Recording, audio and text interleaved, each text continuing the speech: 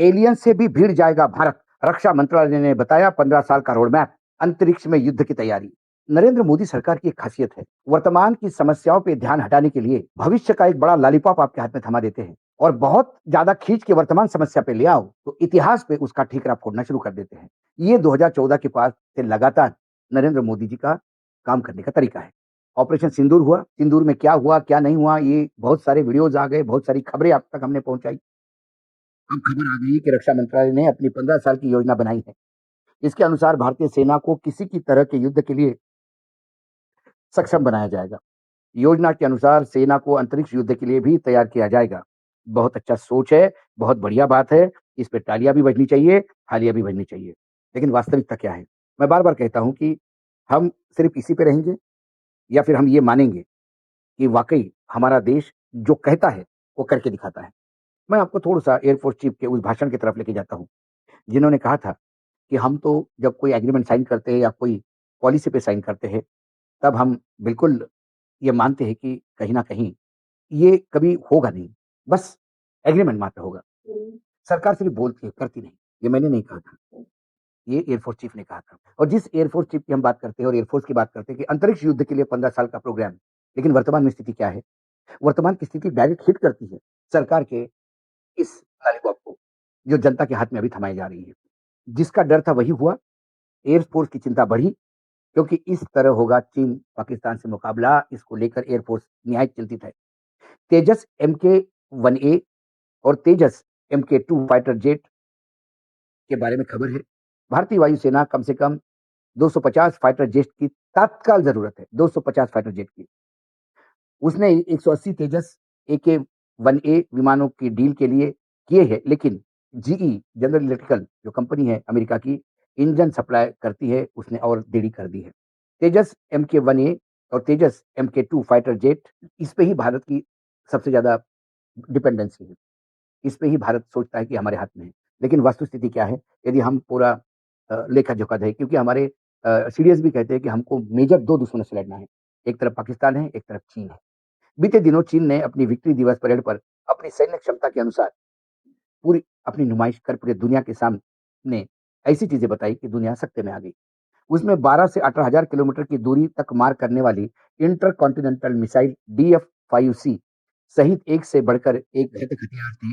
लेकिन इधर अपने देश में ये तो चीन का जो हथियार प्रदर्शन हुआ अभी 2 दिन पहले। लेकिन हमारे देश में एयरफोर्स बहुत बड़ी चुनौतियों से जूझ रहा है। हमारे यहाँ लड़ाकू विमानों की भयानक कमी है और ये बात छिपी नहीं है, अभी बड़ी चिंता बन के सामने आई है। एयरफोर्स के पास फाइटर जेट के मात्र 29 स्क्वाड्रन्स हैं, जबकि उनको जरूरत 42 की है। 42 स्क्वाड्रन सैंक्शनड है। एक स्क्वाड्रन में 18 विमान होते हैं। इस माह एयरफोर्स के बेड़े में मौजूद MiG-21 के 2 स्क्वाड्रन रिटायर्ड हो रहे हैं, यानी 36 विमान रिटायर्ड हो जाएंगे। यानी भारत को मौजूदा वक्त में कम से कम 250 विमानों की सख्त जरूरत है इमीडिएटली। भारतीय वायुसेना और भारत सरकार ने इस कमी को दूर करने के लिए स्वदेशी फाइटर जेट्स पर भरोसा जताया। उसने इसके लिए 180 तेजस मार्क के A1 विमान के लिए ऑर्डर दिया है। 2021 के डील के मुताबिक इन विमानों की आपूर्ति काफी पहले शुरू हो जानी चाहिए थी, लेकिन दुर्भाग्यवश अभी तक इसकी आपूर्ति नहीं हुई है। इन विमानों को बनाने वाली पब्लिक सेक्टर की कंपनी HAL ने कहा कि वह अक्टूबर में ऐसे 2 विमान डिलीवरी करने जा रहे हैं। विमानों की डिलीवरी देने के पीछे मुख्य जो देरी क्यों हो रही है, मुख्य वजह है अमेरिकी इंजन की सप्लाई। HAL ने अमेरिकी की GE जनरल इलेक्ट्रिकल कंपनी से 404 इंजन की डील की है, लेकिन GE इंजनों की सप्लाई में काफी देरी हो चुकी है। डील के मुताबिक इन इंजनों की सप्लाई मार्च 2024 में शुरू होनी थी, लेकिन ऐसा नहीं हो पाया। भारत को इस साल अप्रैल मई में पहला इंजन मिला, उसे अब तक केवल 2 इंजन मिले हैं। इसी कारण विमान का निर्माण प्रभावित हो रहा है। अभी तक सेना को एक भी तेजस मार्क ए विमान नहीं मिला।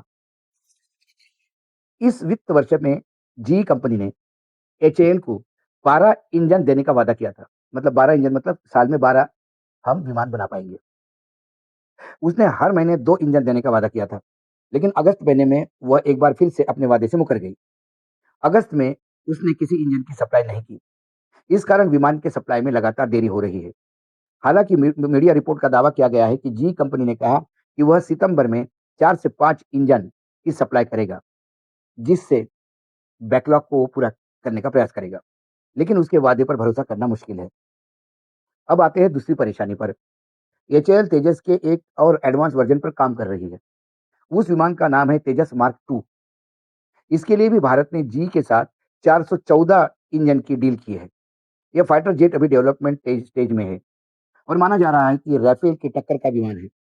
इसमें काफ़ी हद तक स्टील्थ टेक्नोलॉजी और बेहद एडवांस हथियार सिस्टम लगे होंगे।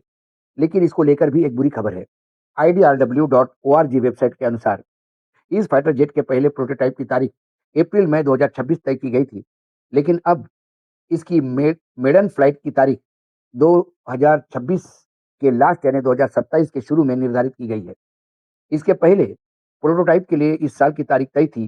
तेजस प्रोग्राम को अमल में लाने वाली कंपनी एरोनॉटिकल डेवलपमेंट एजेंसी के डायरेक्टर जनरल ने खुद तारीख आगे बढ़ने की बात कही है। इस तरह देरी से एयरफोर्स की परेशानी बहुत बढ़ रही है। उसके सामने चीन और पाकिस्तान जैसे दैत्य मुंह लेकर खड़े हैं। पिछले दिनों इन देरी पर खुद air force chief marshal AP Singh ने सार्वजनिक तौर पर चिंता जताई थी। उन्होंने कहा था कि एचएएल बीते करीब 40 साल से तेजस प्रोग्राम पे काम कर रहा है, लेकिन अभी तक 40 विमानों की डिलीवरी कर नहीं पाया है। एयरफोर्स के पास अभी तेजस के केवल 2 स्क्वाड्रन ऑपरेशनल है। अब चिंता की बात यह है कि अगर इस तरह से देरी होती रही, तो भारत विमानों के इस बैकलॉग को कैसा पूरा करेगा? हालांकि सरकार और सेना के स्तर पर इसको लेकर काम हो रहा है। जानकारों का कहना है कि चीजों को स्ट्रीमलाइन करने में समय लग रहा है, वरना एचएएल ने विमान निर्माण की क्षमता में काफी बढ़ोतरी की है। उसके पास अब हर साल 24 से 30 फाइटर जेट बनाने की क्षमता है। एक बार सप्लाई चेन स्थापित होने के बाद इस प्रोडक्शन को गति मिल सकती है। अब यह है वास्तविकता। ये तो मैंने आपको चीन और एयरफोर्स की बताई। दूसरी तरफ एक और हमारा दुश्मन है, जिसको हम लगातार जिससे परेशान हैं और जिससे हम लगातार लड़ाई कर रहे हैं। ऑपरेशन सिंदूर भी उन्हीं की देन थी। वो जो पाकिस्तान है, पाकिस्तान से भी एक खबर आ रही है, जो कहीं न कहीं चिंता का सबब भारत के लिए बना हुआ है। पाकिस्तान ने पिछले कुछ सालों में हथियारों को की संख्या काफ़ी बढ़ा ली है। उसने परमाणु हथियारों को लेकर भी काफ़ी काम किया है। भारत और पाकिस्तान के बीच बीते कुछ महीनों से काफ़ी ज़्यादा तनाव रहा है। भारत ने पहलगाम में हुए आतंकी हमलों के बाद ऑपरेशन सिंदूर चलाया था। इसी बीच पाकिस्तान को लेकर एक बड़ी रिपोर्ट आई है कि ये पाकिस्तान के परमाणु हथियारों से जुड़ी है। बुलेटिन ऑफ एटॉमिक साइंटिस्ट ने पाकिस्तान के परमाणु शस्त्रागार की समीक्षा की है। रिपोर्ट में खुलासा हुआ है कि पाकिस्तान के पास मौजूदा समय में करीब 170 परमाणु हथियार है। हालांकि 2023 से इसकी संख्या इतनी ही है, बढ़ी नहीं।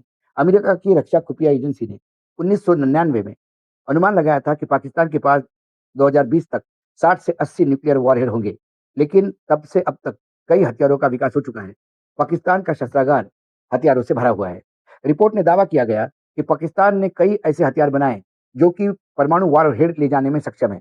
पाकिस्तान के पास 4 प्लूटोनियम प्रोडक्शन रिएक्टर है। वह बड़े पैमाने पे यूरेनियम संवर्धन इंफ्रास्ट्रक्चर को विकसित कर रहा है। इससे पाकिस्तान के परमाणु हथियार आने वाले वक्त में बहुत ज़्यादा बढ़ सकते हैं।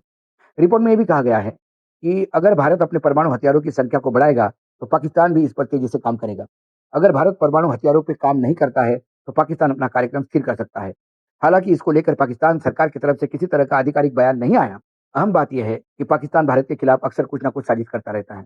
अब पाकिस्तान अपने यहाँ यूरेनियम संवर्धन का काम बढ़ा रहा है। पीछे अमेरिका साथ खड़ा है, इधर चीन साथ खड़ा है और हम अंतरिक्ष युद्ध करने की और एलियन से लड़ने की बात कर रहे हैं। और वर्तमान में एयरफोर्स की स्थिति क्या है, ये मैंने आपको बताया।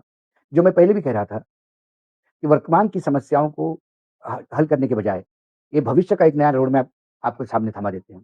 एचएएल की क्षमता भले ही 60 विमानों की हो साल में, लेकिन क्या 60 विमान आपको मिलेंगे? यदि जी 12 विमान ही देने को तैयार है साल में, अमेरिका से यदि लगातार आप इंजन खरीद रहे हैं और अमेरिका को जिस दिन ब्रेक लगाना होगा आपके प्रोडक्शन पे, उस दिन वो ब्रेक लगा देगा। पहला जी के साथ आपने डील किया, उसमें जी डिलीवरी करने में बुरी तरह से फेल हुआ। उसके बाद भी जी के साथ दूसरा डील हम करते हैं, इसके मायने क्या है? क्या सिर्फ़ अमेरिका को खुश करने के लिए डील किए जा रहे हैं?